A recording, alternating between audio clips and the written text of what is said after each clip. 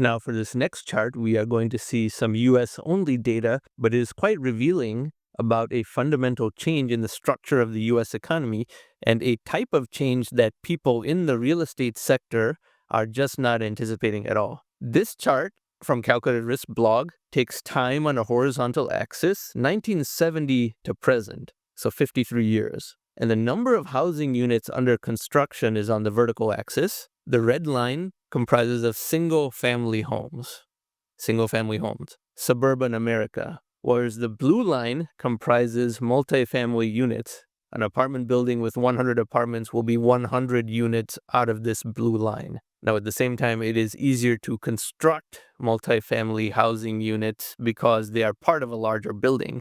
Churning out an apartment building, while larger than a house, has 100 units in it.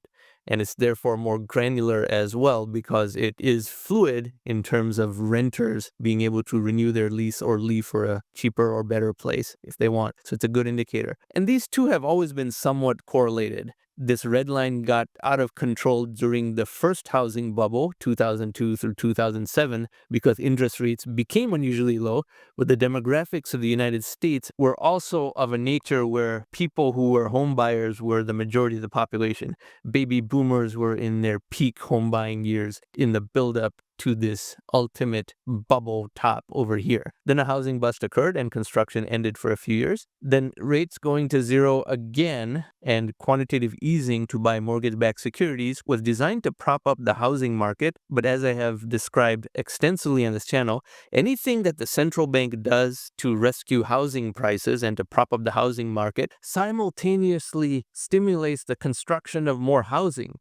So they're trying to fill water into a sieve. You can see much more about that in this video up here in the upper right-hand corner, although if you're watching this Data University series as a playlist, I don't recommend that you interrupt your playlist to see that. You can go to that later. And now that rates have risen again and money is being deprinted slightly, single-family homes are falling quickly again, just as steeply as they fell during the previous housing bust. But multifamily units are still rising. They are still rising. And this is interesting because they have never diverged so suddenly ever before. And a lot of this is because of this work from home phenomenon where renters can leave a lot sooner and more easily from an expensive city and work from their apartment in a lower cost location than a homeowner who is anchored to a certain place. Now, I use the word homeowner because that's the official term, but if you still have mortgage balances outstanding on your house, you do not technically own your house. You own it when you've paid off the whole home. That's one of the myths in American culture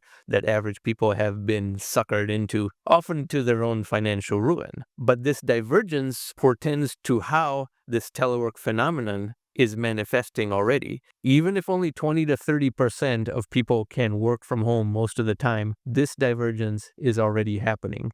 Another reason for this divergence is because the U.S. marriage rate has fallen precipitously and is not going to be rising anytime soon. And that also reduces future demand for single-family homes because there are no upcoming single families of the same number that existed 20 or 30 years ago when there were a lot of two-parent families who might purchase a single-family home. So this is a shift in the entire nature of the U.S. economy, and the blunt instrument that the Federal Reserve uses to prop up housing is already being adapted around.